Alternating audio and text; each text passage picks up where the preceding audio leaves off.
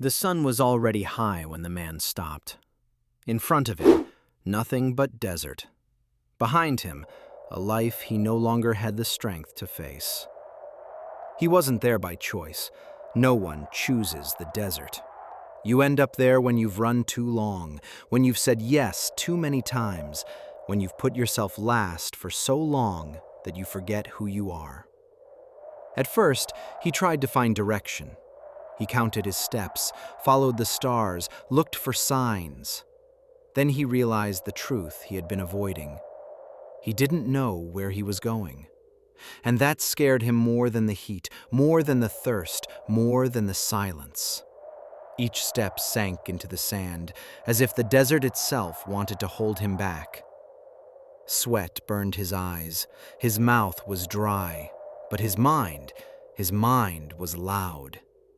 He replayed his mistakes, the missed chances, all the times he quit just before things could have changed. A voice inside him kept whispering, "Stop, rest, it doesn't matter anyway." And for a moment, he almost believed it. He sat down and stared at the horizon. Everything looked the same. That's when it hit him. The desert isn't just a place. It's a state of mind. It's that moment in life when you feel lost, exhausted, alone, when results don't show, when no one is watching, when every effort feels pointless.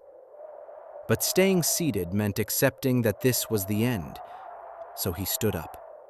Not because he felt confident, not because he suddenly believed in himself, but because he was afraid of becoming someone who gives up.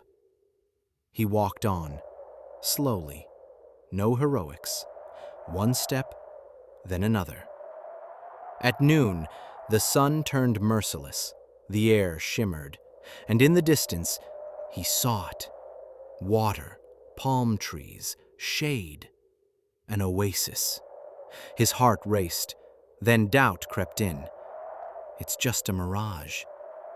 How many mirages had he chased in his life? Promises, people, dreams that looked real until they disappeared. This time, he did something different. He didn't run. He didn't celebrate. He didn't convince himself of anything. He just kept walking, one step at a time. Then the storm came.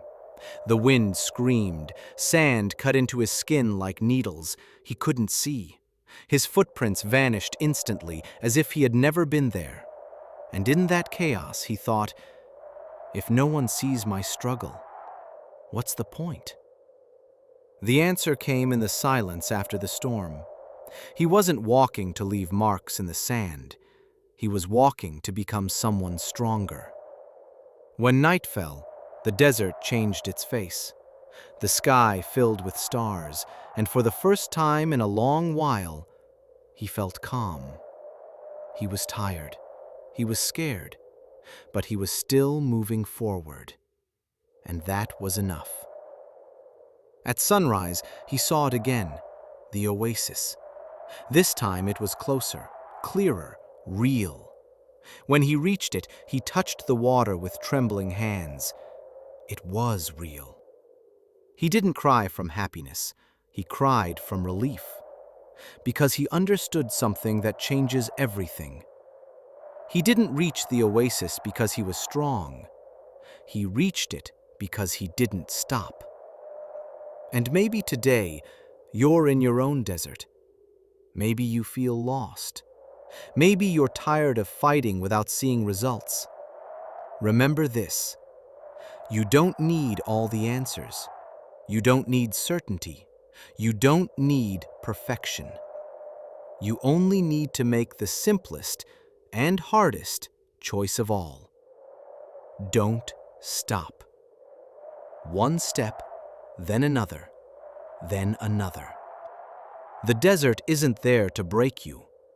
It's there to show you who you really are. Keep walking. Your oasis is real. If this story stayed with you, leave a like.